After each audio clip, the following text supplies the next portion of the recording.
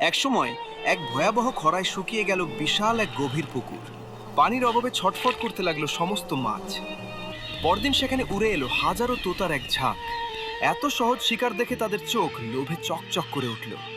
একদল চাইলো এই সুযোগে মাছেদের নিয়ে বারবিকিউ পার্টি করতে, কিন্তু অন্য দল বলল, লোভ সংবরণ করো, প্রকৃতিকে বাঁচাও।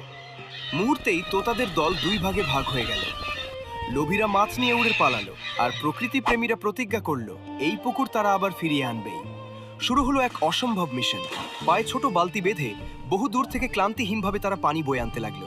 অন্যদিকে লোভী তোতারা শুকনো জঙ্গলে বসে আয়েশ করে মাছ খেলো আর ওদের বোকা ভেবে হাসাহাসি করলো। কিন্তু পরিশ্রমীরা থামলো না। ফোঁটা ফোঁটা পানিতে পানিতে ভিজল পুকুরের বুক। তারা নতুন করে গাছ লাগালো। কিছুদিন পর গরম আরো বাড়ল। লোভীদের জঙ্গল পুরোপুরি শুকিয়ে গেল। পানির অভাবে আজ তারাই ছটফট করতে লাগলো। আর ওদিকে